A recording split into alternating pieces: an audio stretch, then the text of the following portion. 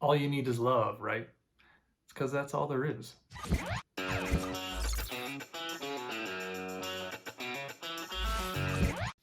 Hey, I'm Dave Swartz, and welcome to another Dose of Dave.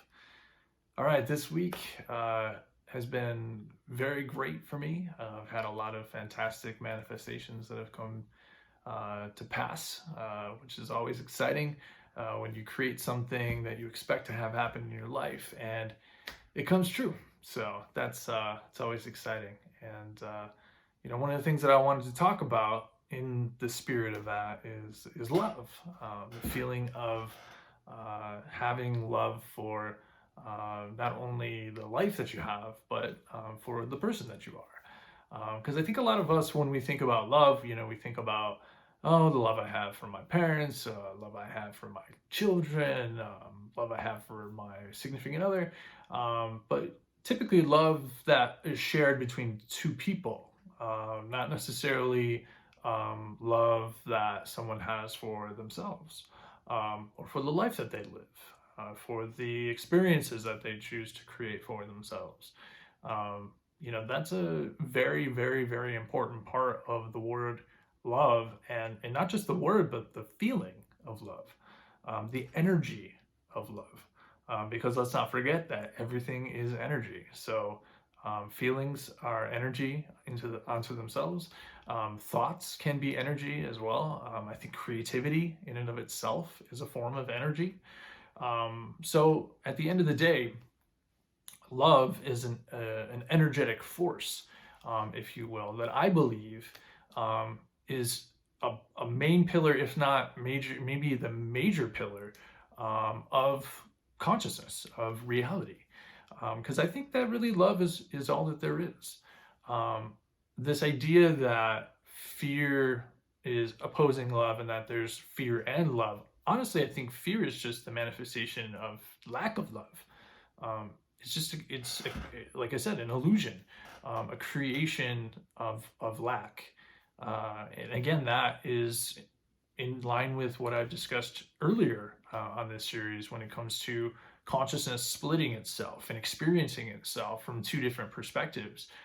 When it splits, it's literally like creating this idea of lack, of not having all of yourself together, right? Not having all of what you want or what you had before.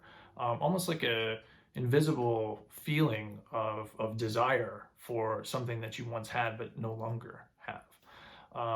And again, that's an illusion. If you focus on the idea that love is all around you, love is what creates everything, and what drives everything, um, I don't think that you can really accept the fear anymore. It becomes something that, yeah, it may creep up from time to time. I think that, like I said before, our thoughts are energy, but we don't have to dwell on them.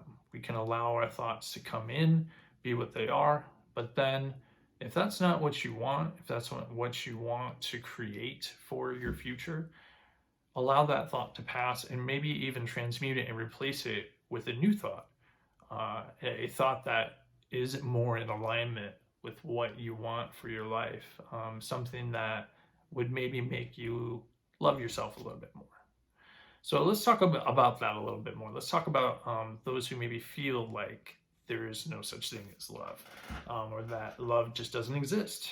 That love is actually the illusion, in fact.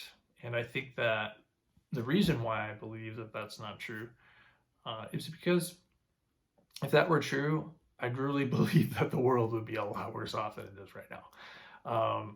Love, I think, is truly saving a lot of us from the true depths of lack and fear that things are just never going to get better. When in fact, as I said before, you can change that. You have the ability to flip that script and concentrate on something more positive and watch as the universe brings it to you, like it has brought to me this week. So, when it comes to people who are afraid of not having love in the future or not having the same love that they have now, afraid that they'll never have the love that they so, desire, and they see other people around them enjoying, um, I would invite you to start within first. I would actually invite you to say, I'm going to focus on myself and loving myself first, because I think when you do that, that's when it actually starts to attract the person that is right for you, the person that is going to reciprocate that same energy that you're giving to yourself. Again, as we stated before, there's nothing but attraction in this universe. So whatever you put out, you're going to get back. And if you constantly put out this feeling of, oh, I'm worthless, or I'm unworthy of anyone's love, I'm ugly, I'm untalented, I'm broke, whatever it may be, that's what you're telling the universe, is that is who you are, and that's how other people should see you. So therefore, you're not going to be very attractive. However, if you flip that script and you say, you know what, no, I am pretty damn good looking, I have a pretty cool style, I have a pretty cool job, whatever it may be. Think about the things that you have going for you, the things that you really do love about yourself, and be honest. Really look at yourself and decide, this is what I love about myself. And maybe there are some things that you don't love. And maybe that's your first task, is to change those, transmute them. Make sure that you do love those things about yourself, so that you have a greater sense of love for yourself. Another thing that I do that really helps me a lot, and this is a daily practice, I do a lot of meditation. I do a lot of work on going inside of myself and diagnosing, how I feel, and transmuting some of that energy, especially if I'm not feeling so great. So one of the things I've been doing a lot, though, lately is trying to commune with my higher self. And I say higher self in the sense that, think about it in terms of energy. We all are just a meat bag of, potential whatever, right? But inside, there's this energy just coursing through us that is conscious, that's driving this physical kind of, if you want to call it a spaceship, right? That we're inhibiting as we experience the universe. So that soul, if you will, is energy. That's what it is. It's concentrated energy that in and of itself, I think, has consciousness that goes beyond what we're able to perceive in the here and the now with this human brain that we have. So it is a bit more connected to the all, to the universe, to everything. So when you go inside of yourself through a meditation and you ask to commune with that energy, which you can do, that energy will have an easier ability to actually communicate with you, because you're opening the channel, you're opening yourself up to receiving that energy and whatever message may come through with it. And it may be difficult at first, I'm sure, especially if you have doubt. Self-doubt always comes into these types of practices, especially when you're first starting, because I think you have to understand where you have to develop, I should say, your discernment. You have to understand what feels right for you and what feels not so right for you. Because sometimes when you're in a meditation like that and you're not really concentrating and you don't have the right energy around you, if you don't have the right shields up, sort of energy shields to sort of block you from unwanted energy, because that exists, and we can create it just with our thoughts.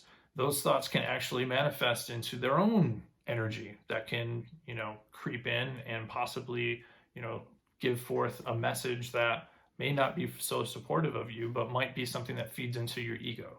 So again, a lot of this type of practice takes, again, practice in order to understand what feels right, what feels wrong, because energy is one of those things that is not very well known, and the reason why is because it's so personal. Everybody has a personal experience with it that's very difficult to document. However, there is so much fantastic information for us out there now that we can draw upon from people that have come from before that allow us to get to these results faster and these realizations faster. And it really has helped me tremendously. And again, think about it in terms of energy. If you're constantly thinking about, oh man, I hate my life, I hate my job, I hate this, I hate that, I hate the choices that I made, I hate blah, blah, blah, blah, blah, whatever it may be, you are surrounding yourself with that energy, and the universe is just going to keep feeding it. That is exactly what happens in our world, and is very plain to see. You know, violence feeds violence, fear feeds fear. All those energies feed one another, but the same goes true for love. Love feeds love. So if you're feeding yourself with self-love, you're constantly thinking about how you want to see yourself from a positive standpoint and not a negative. That is what's going to truly transmute that term, live for yourself, and hopefully create more love and abundance in your life. All right, guys. So as always, you can find me on social media. My handle is Dave Swartz Art. I'm on Facebook, Twitter, YouTube, Instagram. If you want to check out my art, you can check out my Patreon for my comic book, Confederate Monster. I just finished up issue 2 a little bit ago, and we're just now getting into issue 3, which is super exciting. And I just began recording episodes for season 2 of my podcast, Higher Consciousness, where we smoke a little and we talk about the universe. So if you like a lot of the stuff that we've talked about here on Dose of Dave, I'm sure you would absolutely love Higher Consciousness. So go check that out wherever you get your podcasts, okay? All right, as always, guys, we're going to end with a little bit of dancing, and I hope you join me because we're going to start in 3, 2, 1.